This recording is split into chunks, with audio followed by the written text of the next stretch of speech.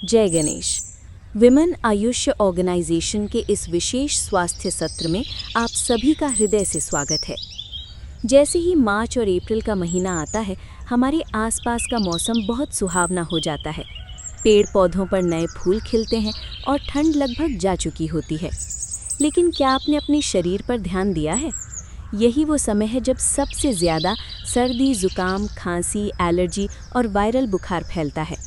हर दूसरे व्यक्ति को गले में खराश या भारीपन महसूस होता है। आखिर ऐसा क्यों होता है?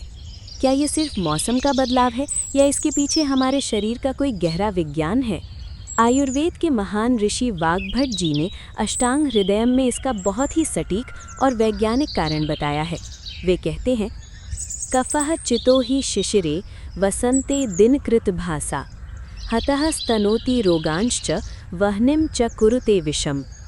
इस श्लोक का अर्थ बहुत व्यावहारिक है, इसे ध्यान से समझें। सर्दियों में हम जो भारी भोजन करते हैं, उससे हमारे शरीर में कफ यानी बलगम जमा होता रहता है, ठीक वैसे ही जैसे हिमालय पर बर्फ़ जमती है। लेकिन जैसे ही बसंत ऋतु में सूर्य की गर्मी बढ़ती है, शरीर में जमा हुआ वो कफ पिघलने लगता है। जब ये पिघला हुआ कफ हमारे शरीर की नसों और नाड़ियों में बहता है, तो ये हमारी जठराग्नि यानी पाचन की आग को बुझा देता है। हमारी भूख कम हो जाती है और इम्यूनिटी कमज़ोर पड़ जाती है। आधुनिक विज्ञान भी यही मानता है कि बदलते मौसम का ये समय बैक्टीरिया और वायरस के लिए प्रजनन का समय होता है, इसलिए इन्फेक्शन का खतरा सबसे ज़्यादा होता है। तो अब सवाल है कि स्वस्थ रहने के लिए हम क्या करें? इसके लिए आयुर्वेद ने 3 बहुत ही सरल और व्यावहारिक नियम बताए हैं। पहला और सबसे ज़रूरी नियम है आपके भोजन का। बसंत ऋतु में मीठा और खट्टा खाना जहर के समान माना गया है, क्योंकि ये कफ को और बढ़ा देता है।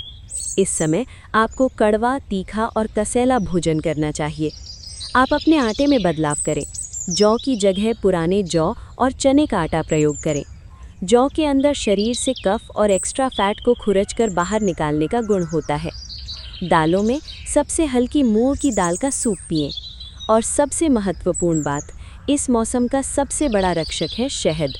सुबह गुनगुने पानी में शहद मिलाकर लेने से जमा हुआ कफ साफ होता है। लेकिन एक सावधानी ज़रूर रखें, इस मौसम में दही, लस्सी और आइसक्रीम का सेवन पूरी तरह बंद कर दें। आयुर्वेद के अनुसार बसंत में दही खाना स्रोतों को ब्लॉक करता है, जिससे सांस की तकलीफ़ें और साइनस बढ़ता है। दूसरा नियम है आपकी जीवन शैली का। दिन में सोना इस मौसम में सख्त मना है। ऋषि कहते हैं कि अगर आप बसंत में दिन में सोते हैं तो पिघला हुआ कफ आपके फेफड़ों और साइनस में जाकर जम जाएगा। इससे मोटापा बढ़ेगा, आलस्य आएगा और अस्थमा जैसी समस्याएं जन्म लेंगी। इसके बजाय सुबह उठकर व्यायाम करें, शरीर को सक्रिय रखें ताकि पसीने के रास्ते विषैले तत्व बाहर निकल सकें। तीसरा नियम है प्राकृतिक एंटीबायोटिक का उपयोग। चैत्र का महीना कड़वा खाने का महीना है। प्रकृति ने हमें इस समय नीम के रूप में एक वरदान दिया है। रोज़ सुबह खाली पेट नीम की 2 से 3 कोमल पत्तियां चबाएं। ये आपके खून को साफ करता है और आने वाले पूरे साल के लिए आपको फोड़े, फुंसियों और वायरल बुखार से सुरक्षित कर देता है। तो संक्षेप में, इस बसंत ऋतु में दही को अपनी थाली से हटाएं और शहद को अपनाएं। बिस्तर का आलस्य छोड़ें और व्यायाम अपनाएं। कफ को शरीर में जमने ना दें, उसे बाहर निकालें। जाते जाते एक बहुत पते की बात, प्यारी बहनों, परिवर्तन ही प्रकृति का नियम है। हम अक्सर गलती ये करते हैं कि मौसम बदल जाता है, लेकिन हम सर्दियों वाला भारी खाना ही खाते रहते हैं।